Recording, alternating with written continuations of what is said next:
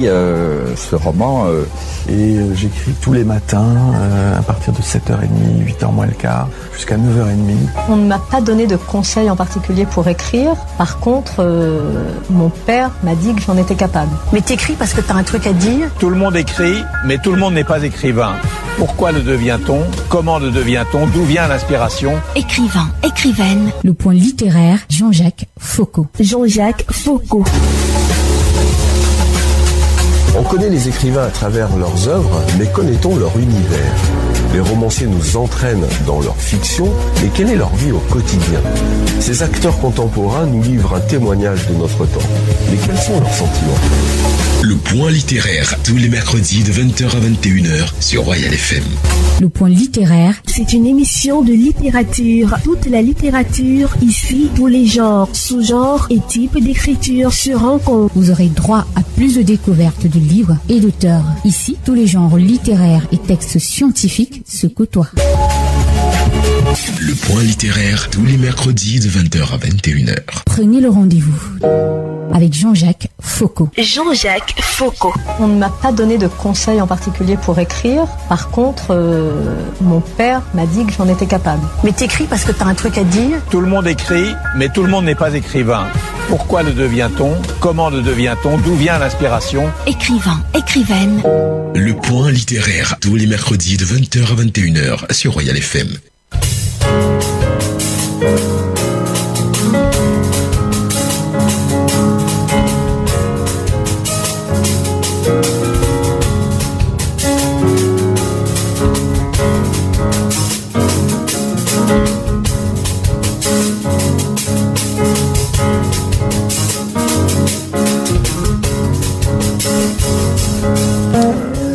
Allons ouvrir le roman Les Incompris de Herman Momo.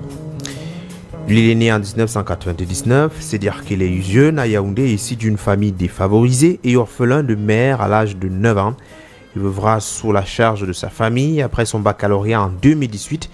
Il intègre l'école normale de Bambili, d'où il poursuit actuellement ses études en deuxième année lettres bilingues. Les Incompris, tout premier ouvrage. Herman Momo, bonsoir et bienvenue sur le point littéraire. Bonsoir monsieur Jean-Jacques. C'est un plaisir de vous accueillir. C'est vrai que ça fait pratiquement des mois qu'on échange sur la réalisation de cette émission. Et enfin, vous êtes à Yaoundé, certainement pour les congés. Vous allez repartir l'année prochaine, je crois dès le 2. Oui, en début janvier. Début janvier. Alors j'espère qu'on se sent plutôt bien. La fête se déroule en famille. Bon, on se sent plutôt bien, on est relaxé, c'est la famille, c'est la... Des choses vues et aperçues et quelquefois même des choses vécues. Naturellement. C'est des choses vécues. Comme je l'ai dit tantôt, c'est une semi-autobiographie. Et ça veut dire que le roman en lui-même est constitué à 70% de mon expérience. Et le reste, on s'inspire un peu de l'image. On prête un peu à l'imagination et un peu d'intrigue. Alors, il y a la première découverte du dit ouvrage qui nous intrigue un peu. Il y a 3 couleurs qui sont nettement apparentes. Il y a le rouge, mais une forte domination de rouge. Un visage tout noir, obscur un peu. Des yeux, on va dire, tout à fait un peu perdus. Et puis il y a le blanc. Alors, est-ce que cette association des 3 couleurs porte un symbole particulier? Oui, c'est vrai que ces choix, ça vient de l'éditeur, ce sont les choix purement éditoriaux. Oui. Mais nous savons tous, le rouge ici symbolise, par rapport à l'histoire, c'est une coloration à l'histoire, ça symbolise le tragique, le pathétique de l'histoire. Et aussi le blanc c'est comme un symbole de pureté et d'espoir. Et l'image tout en fond là, d'une personne perdue, c'est en fait l'image de l'incompris. Oui. C'est l'image de l'incompris, de quelqu'un qui est dans le vide. En bref, je vais faire un petit résumé, vraiment très résumé, un résumé de l'histoire. Il s'agit d'un jeune garçon qui naît dans des conditions difficiles. Il est élevé par ses grands-parents. Le papa, à un moment donné, lui étudiant, ne voulait pas prendre ses responsabilités en main, trouve un travail, vit bien, mais égoïste. Bon, c'est vrai, le matériel est important, mais il faut c'est une conjonction du matériel et de l'affectif. La présence affective physique, comme vous l'avez si bien dit. Il faut être là. Il faut être là. Il ne faut pas abandonner les enfants. Exactement. Et les grands-parents, donc, sentant ce vide, se sont investis. Ont assisté l'enfant à Talla. Ont assisté à Talla sur le plan de l'éducation, de l'hébergement, jusqu'à ce que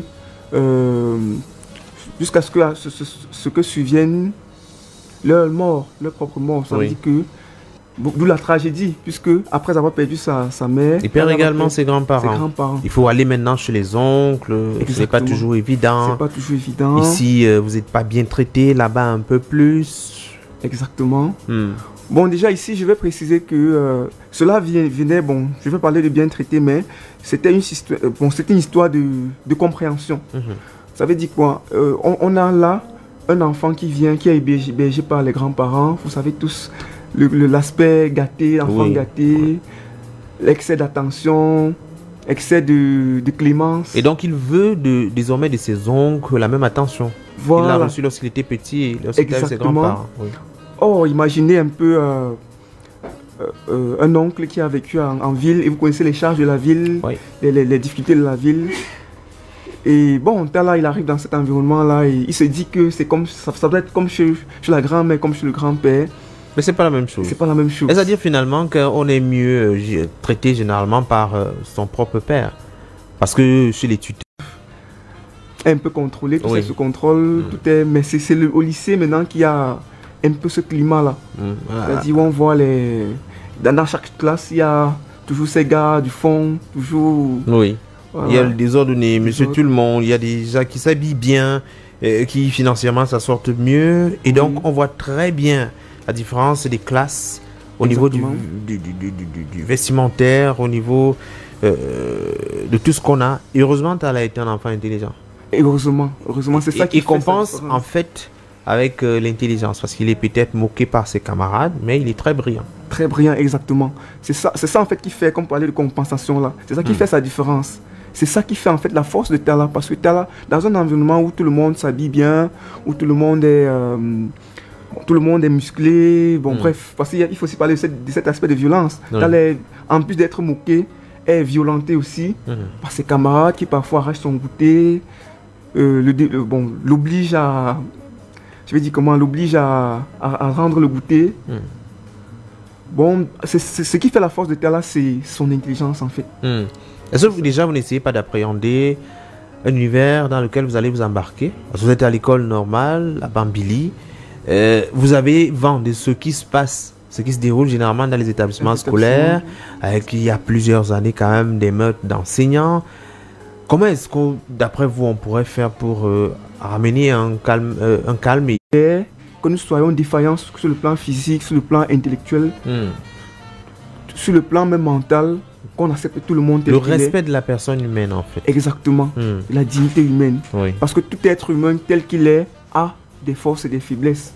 Tout être humain, personne n'est inutile dans cette vie. Tout le monde a quelque chose à porter. Parce que comme on le voit avec le cas de Talla, Talla est née, mais avec des déficiences. Que ce soit sur le plan physique et même mental, parce que Talla n'était pas aussi automatique sur le plan mental au début. Il a fallu beaucoup de... Mais généralement, les génies sont un tout petit peu décalés. Exactement. Les génies sont désordonnés et tout, oui. Exactement. Mais on n'a pas pu le comprendre dès le début. Il a fallu... Et ces propos difficiles, ces propos un peu ridiculisants l'ont, à la limite, frustré. Si bien qu'il a fallu perdre route. Donc le message, globalement, c'est d'accepter tout le monde tel qu'il est. Et de savoir que lorsqu'on frustre... ou lorsqu'on frustre quelqu'un, ça le fait perdre l'estime qu'il a de lui. C'est des répercussions sur le plan psychologique extrêmes. Exactement. Oui, il y a pas, tout le monde n'a pas les mêmes capacités à supporter certaines adversités. Exactement. Alors peut-être on va finir par cet étudiant. L'étudiant qui était le père, notamment de Talla, qui estime qu'il n'est pas prêt pour avoir un enfant, qui estime qu'il n'a pas suffisamment de moyens. Qu'est-ce qu'on pourrait dire à ses parents, à ces pères irresponsables qui déclinent, on va dire, leurs responsabilités sous le prétexte qu'ils n'ont pas suffisamment de moyens? Bon, ici, bon, c'est vrai que je vais être un peu, je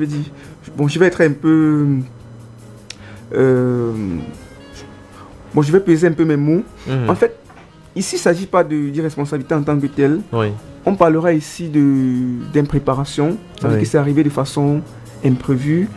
Et bon, déjà, l'antécédent familial de Jean, de papa de Tala, le prédisposait un peu à cela, là au Cameroun. Merci. Merci.